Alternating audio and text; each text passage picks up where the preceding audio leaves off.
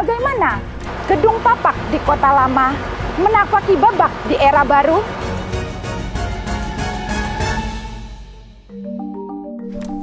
Di antara tahun 1754 sampai 1761, Nicholas Harting, gubernur pantai utara dan timur Pulau Jawa kala itu, membangun gedung ini lalu difungsikan sebagai kantor penerimaan pajak pemerintah.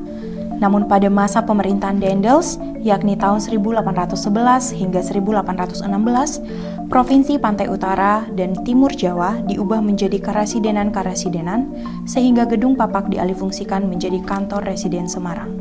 Kala itu, namanya berarti perhiasan yang sangat bagus, yakni The Vrijheid, alias Gedung Merdeka.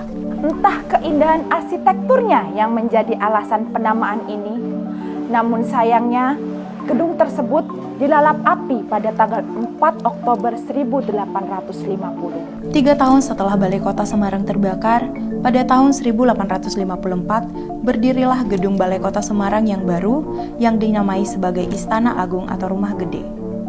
Agak sedikit kontras dengan penamaan Balai Kota yang lama, Profesor Fett dalam buku karangannya yang berjudul Jawa Geografis Etnologis Historis menyebut bangunan ini sebagai sebuah pabrik besar karena selain besar, juga pada bangunan ini tidak ada hiasan maupun ornamen sedikit pun.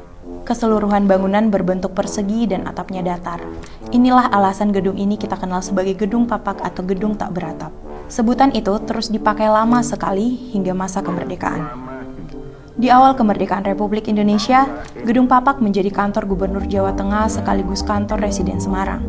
Selain itu, bangunan megah yang terdiri atas 60 ruangan ini juga difungsikan sebagai kantor sejumlah institusi pemerintah lain, seperti Dewan Provinsi, Departemen Keuangan, Kantor Agama, dan Kantor Pengawasan Keamanan. Namun naas, gedung yang berada tepat pada titik 0 km kota Semarang ini pada tanggal 30 November 1954 pukul 1.15 dini hari, gedung ini kembali terbakar dan menyisakan puing-puing. Tidak begitu lama, diperkirakan Gedung Papak kembali dibangun pada tahun 1958 dalam bentuk bangunan modern. Jadi tidak heran, arsitektur gaya Belanda yang tersisa tidak syarat terlihat lagi. Jika ditanya perubahan, yang berubah hanya pada penataan interior. Disesuaikan agar para pegawai dapat bekerja lebih nyaman dan stakeholder yang datang dapat berkonsultasi dengan nyaman. Ini punya kita yang diberdayakan sembari mengenang sejarah. Yuk jaga aset negara.